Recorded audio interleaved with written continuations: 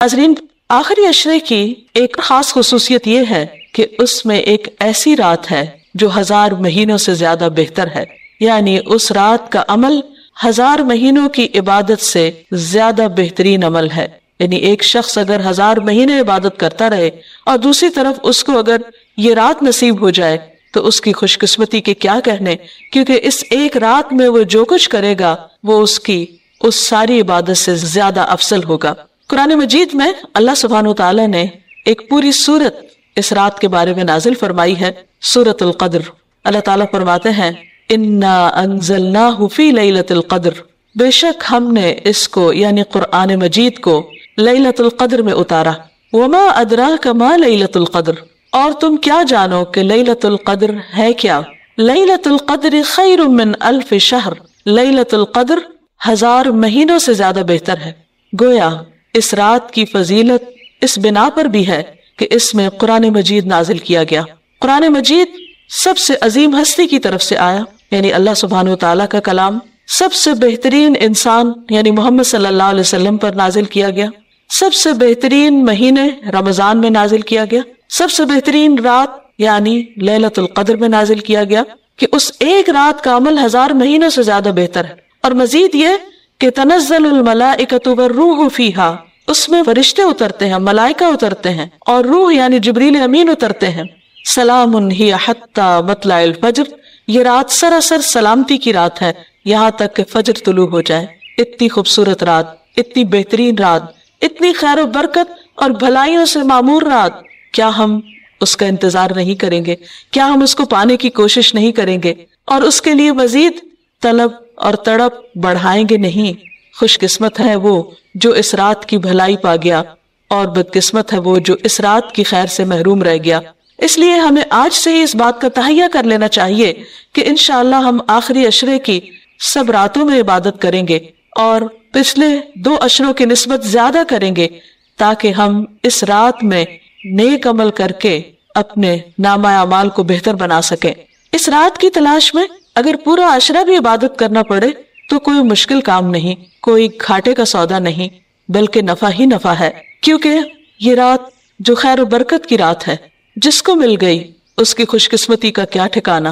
لیکن یہ خوش قسمتی اس کے لیے ہے جو اس کی طلب رکھے، اس کے لیے بھاگ دوڑ کرے، اس کے انتظار میں رہے، اس کا شوق رکھے۔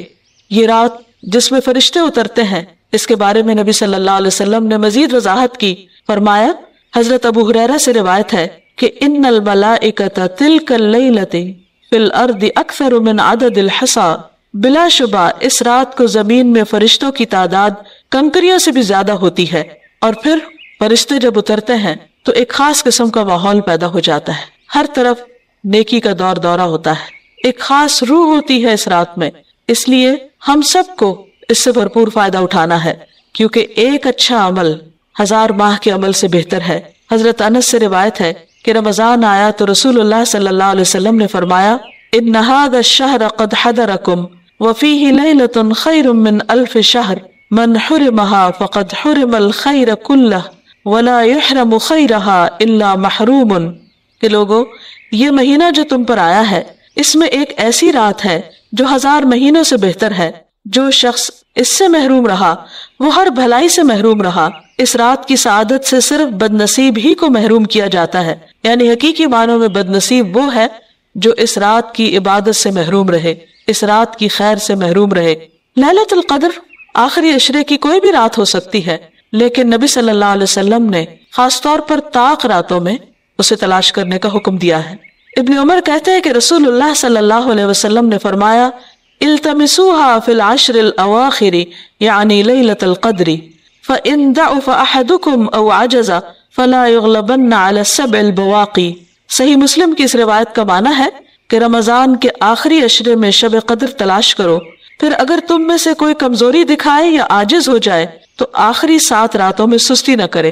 یعنی نبی صلی اللہ علیہ وسلم نے اس کو اور شارٹ لسٹ کر دیا، پہلے 10 راتوں کا بتایا، پھر آخری 7 راتوں کی طرف توجہ دلائی۔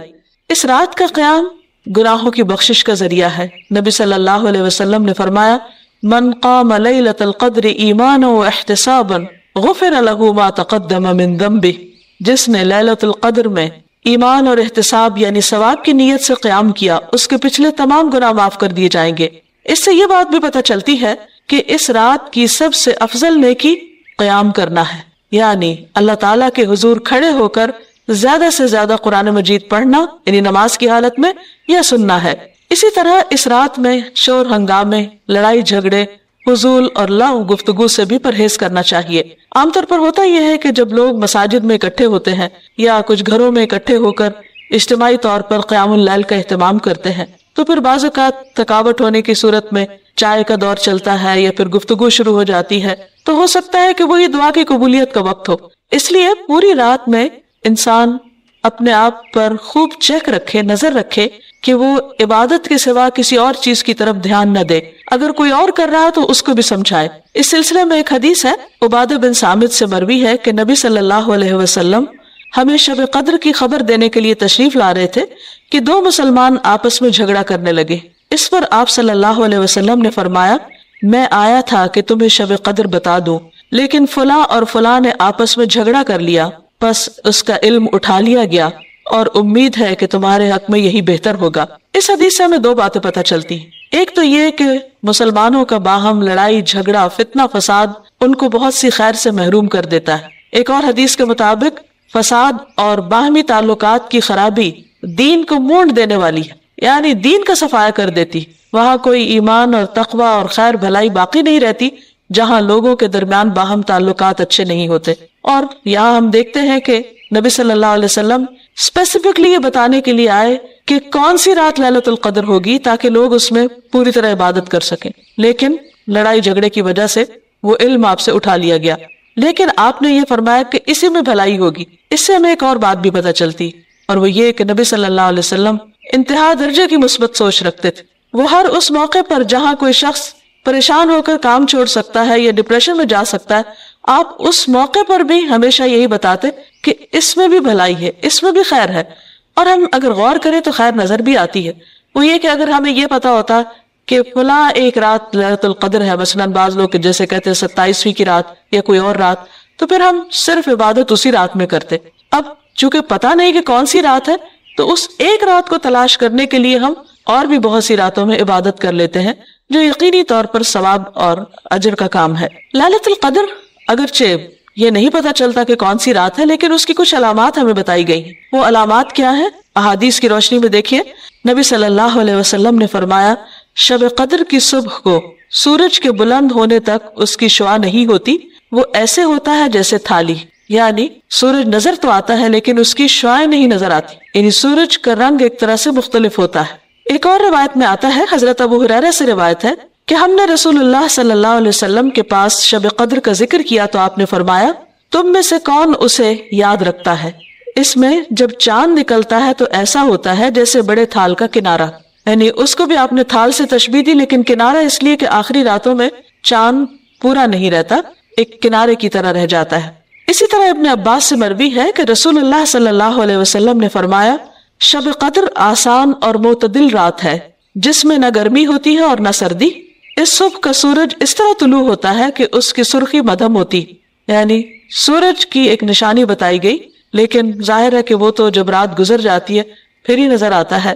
اس لیے اس پر نہیں رہنا چاہیے کہ فلاں رات تھی یا فلاں رات تھی، توجہ اس پر رہنی چاہیے کہ ہمیں ہر رات سے کس طرح فائدہ اٹھانا ہے۔ ایک اور روایت میں آتا ہے، حضرت زر سے روایت ہے، انہوں نے کہا کہ میں نے ابی ابن کعب کو یہ فرماتے ہوئے سنا، ان سے کہا گیا کہ حضرت عبداللہ بن مسعود فرماتے ہیں کہ جو آدمی سارا سال قیام کرے وہ لیلۃ القدر کو پہنچ گیا۔ حضرت ابی فرمانے لگے کہ اللہ کی قسم جس کے سوا کوئی معبود نہیں، وہ شب قدر رمضان میں ہے۔ وہ یقین کے ساتھ قسم کھاتے ہیں، اللہ کی قسم بے شک میں جانتا ہوں وہ کون سی رات ہے۔ یہ وہی رات ہے جس میں اللہ کے رسول صلی اللہ علیہ وسلم نے ہمیں قیام کا حکم دیا۔ اس رات کی صبح 27 تاریخ تھی اور اس کی علامت یہ تھی کہ سورج طلوع ہوا تو اس کی سفیدی میں شعاع نہ تھی۔ اور یہ ہو سکتا ہے کہ اس سال 27ویں رات ہو، لیکن یہ ضروری نہیں کہ صرف 27ویں رات ہی شب قدر ہو۔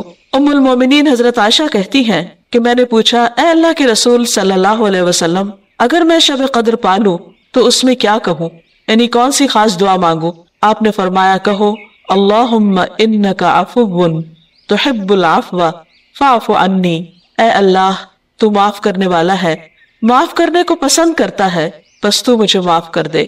اس سے یہ پتہ چلتا ہے کہ اس رات بھی زیادہ سے زیادہ اللہ سبحانہ و تعالیٰ سے بخشش کی دعا کرنی چاہیے، معافی اور درگزر کی دعا کرنی چاہیے۔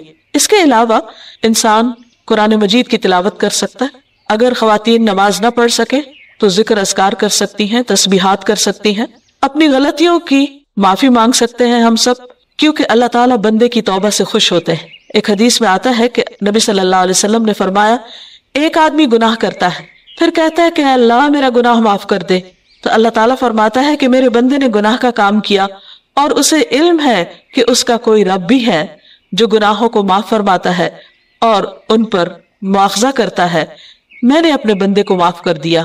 یعنی اللہ تعالیٰ اس بات سے خوش ہوتے ہیں کہ بندہ اللہ تعالیٰ سے معافی کی دعا مانگے۔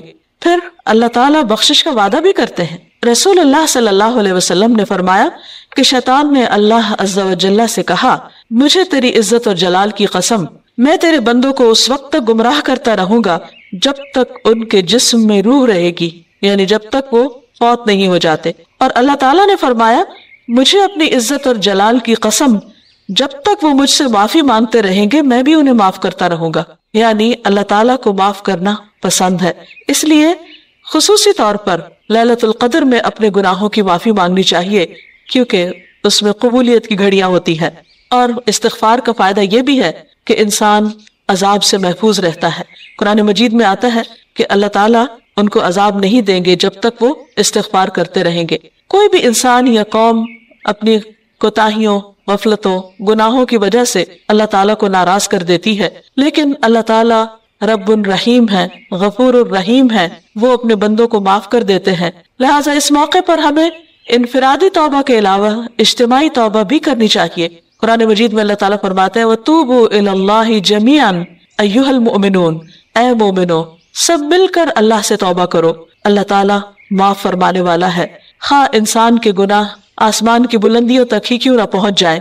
اور آپ صلی اللہ علیہ وسلم نے یہ بھی فرمایا کہ جو آدمی یہ بات پسند کرتا ہے کہ اس کا اعمال نامہ اسے خوش کر دے تو وہ کثرت سے استغفار کیا کرے۔ ایک اور روایت میں آتا ہے، خوشخبری ہے اس کے لیے جو اپنے نامہ اعمال میں بکثرت استغفار پائے۔ اللہ تعالیٰ سے دعا ہے کہ اللہ تعالیٰ ہمیں یہ رات نصیب فرمائے اور ہمارے گناہوں کی بخشش فرما دے اور اپنی رحمتوں کا نزول ہم سب پر کرے۔ وآخر دعوانا ان الحمد للہ رب العالمین۔